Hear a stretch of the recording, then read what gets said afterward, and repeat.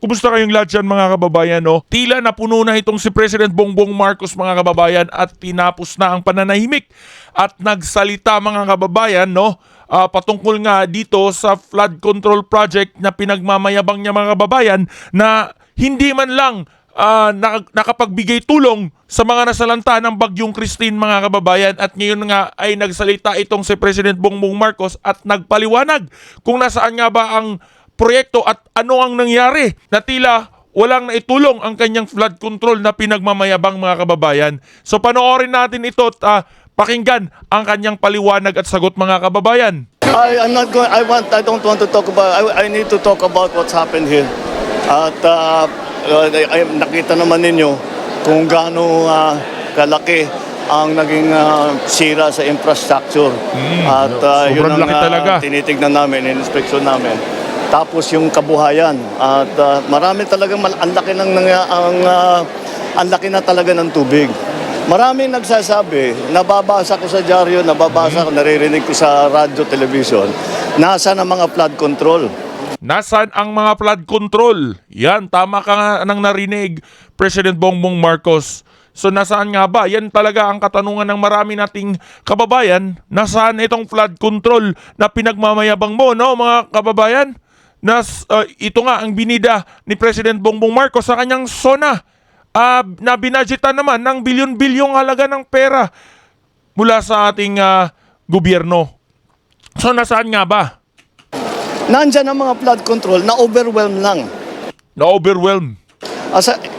Tignan ninyo ang statistic. Nung bagyong Undoy, 400 plus centimeters ang bumagsak na tubig. Dito sa Christine, ang bumagsak na tubig is about 700 plus. Halos doble ng Undoy. So ayun mga kababayan, halos doble daw ng Undoy ang bumagsak na ulan, na tubig ulan mga kababayan, no? Yan ang paliwanag ni President Bongbong Marcos, kaya di umano hindi kinayanan ng kanyang flood control project. Kaya yung flood control ginawa natin para sa mga baha kagaya ng Undoy. Bago ito, kausapin nyo yung mga tao. Yung mga lugar na gumuho ang lupa, ngayon lang nangyari yan. Hindi pa nangyari sa buong buhay nila, sa buong kasaysayan ng mga lugar na yun na gumuho ang lupa. Dahil hindi pa daw nangyayari sa buong buhay mga kababayan na gumuho. Eto, kaya yung flood control niya talaga ay hindi umobra. Napakalaki ng tubig. Tapos yung mga nabaha, ganun din. Bumabaha siguro dati, pero hindi ganito kalaki. Nagbago talaga ang panahon. Kaya yung climate change na aming pinag-uusapan ay talagang naging nakikita na natin. Hindi na kailangan ipaliwanag dahil unfortunately nararamdaman na talaga natin na sarili natin. Hindi na natin kailangan basahin pa yung mga report o study ng mga scientifico. Alam na natin kung gaano. So yun nga mga kababayan, no? Climate change na di umano mga kababayan, at yung pinagbabasihan lang ni President Bongbong Marcos sa kanyang flood control ay yung mga nagdaang bagyo di umano, at hindi niya inaasahan na mas malakas pala na halos doble ang bagyo na ito at ang mga future bagyo dahil sa climate change umano, kaya yung flood control na pinagmayabang niya ay hindi umobra mga kababayan. Ano kabigat ang magiging epekto ng climate change. Kaya hindi bale basta tulong lang tayo ng tulong. Tulong lang daw ng tulong mga kababayan. Oh, sige. Wala akong problem. But also they have to realize there are two sides to this. Sinasabi yung flood control, talagang nang overwhelm ang flood control natin. May flood control tayo, hindi kaya. Hindi talaga kaya dahil sa buong kasaysayan ng Pilipinas, wala pang ganito. Ngayon lang natin haharapin ito. So, mga kababayan, sa buong kasaysayan ng Pilipinas, di umano, na mga nagdaang bagyo ay wala pa daw nangyari na ganun kalakas mga kababayan, no? Na bagyo ang dumaan. Kaya nga, na-overwhelm di umano ang kanyang flood control at hindi kinaya, kaya bumaha at nasira ang mga infrastructure mga kababayan, no? Hindi kaya, sa opinion ko lang mga kababayan, hindi kaya ay yung budget ay nakurap ang halos kalahati nun. Kaya yung proyekto niyang flood control ay halos kalahati lang din ang nagawa mga kababayan. Kasi alam naman natin dito sa gobyerno mga kababayan, no, ang mga commissions, no? Matatandaan natin na magugulat na lang tayo, wala na bang ibang mga trabaho ang mga politiko, ay bigla na lang nagkakaroon ng mga resort, bigla na lang nagkakaroon ng maraming negosyo. Magkano lang naman ang sahod ng bawat government employee? Kaya magtataka ka mga kababayan, nagpapatayan yung mga yan para manalo lang sa eleksyon. Pero hindi natin alam, nagugulat na lang tayo kung ang sa kanila ay paglilingkod, bakit pa kailangan magpapatayan para maglingkod sa bayan? Kung paglilingkod lang naman ang hangarin nila, bakit kailangan pa nilang makaupo sa isang posisyon? Bakit hindi na lang tumulong? 'Di ba? So ayun mga kababayan, na overwhelmed daw umano itong flood control na ito ng Marcos administration, kaya hindi kinaya.